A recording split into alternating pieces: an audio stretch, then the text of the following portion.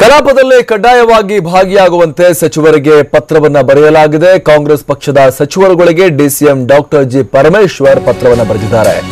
Speaker ಸಚಿವರ ಹಾಜರಿ ಬಗ್ಗೆ ಈಗಾಗಲೇ ಗಮನ ಸೆಳೆದಿದ್ದಾರೆ. ಹೀಗಾಗಿ ಎಲ್ಲಾ ಸಚಿವರು ಕಲಾಪದಲ್ಲಿ ಭಾಗಿಯಾಗಬೇಕು ಅಂತ ಸೂಚನೆಯನ್ನ ಕೊಟ್ಟಿದ್ದಾರೆ. ಎಐಸಿಸಿ ಕೂಡ ಕಲಾಪದಲ್ಲಿ ಭಾಗಿಯಾಗಬೇಕು ಎಲ್ಲ ಸಚಿವರು ಅಂತ ಬಯಸಿದೆ. ಕಾಂಗ್ರೆಸ್ ಪಕ್ಷದ ಸಚಿವರುಗಳಿಗೆ ಡಿಸಿಎಂ ಡಾಕ್ಟರ್ ಜಿ ಪರಮೇಶ್ವರ್ ಈ ರೀತಿಯಾಗಿ ಪತ್ರವನ್ನ ಬರೆದಿದ್ದಾರೆ. ಮೊನ್ನೆ ಡಿಸಿಎಂ ಪರಮೇಶ್ವರ್ ಬಳಿನೇ ಕೇಳ್ಬಿಟ್ಟಿದ್ರು ಸ್ಪೀಕರ್ ರಮೇಶ್ ಕುಮಾರ್ ಅವರು, ಪರಮೇಶ್ವರ್ ಅವರೇ ಎಲ್ಲಿದ್ದಾರೆ ಸಚಿವರುಗಳು, ಎಲ್ಲ ಖಾಲಿ ಇದೆಯಲ್ಲ ಚೇರ್ ಎಲ್ಲ ಎಲ್ಲಿದ್ದಾರೆ ಅಂತ ಕೇಳಿದ್ರು.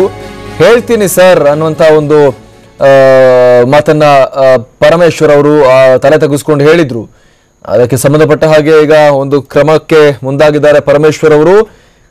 ಕುಮಾರಸ್ವಾಮಿ ಸಂಪುಟದಲ್ಲಿ ಕಾಂಗ್ರೆಸ್ನಿಂದ ಯಾರೆಲ್ಲ ಸಚಿವರಾಗಿ ಅಲ್ಲಿದ್ದಾರೆ ಅವರೆಲ್ಲರಿಗೂ ಕೂಡ ಈಗ ಪರಮೇಶ್ವರ್ ಅವರೇ ಲೀಡರ್, ಯಾಕಂದ್ರೆ ಡಿಸಿಎಂ ಆಗಿದ್ದಾರೆ ಅವರು. ಹಾಗಾಗಿ ಅವರು ಕಾಂಗ್ರೆಸ್ ಪಕ್ಷದ ಸಚಿವರುಗಳಿಗೆ ಈಗ ಪತ್ರವನ್ನ ಬರೆದಿದ್ದಾರೆ. ಕಲಾಪದಲ್ಲಿ ಕಡ್ಡಾಯವಾಗಿ ಹಾಜರಿರಬೇಕು, ತಮ್ಮ ಇಲಾಖೆಗಳಿಗೆ ಸಂಬಂಧಪಟ್ಟಂತಹ ಮಾಹಿತಿಯೊಂದಿಗೆ ಹಾಜರಿರಬೇಕು ಅನ್ನುವಂಥ ಸೂಚನೆಯನ್ನ ನೀಡಿದ್ದಾರೆ.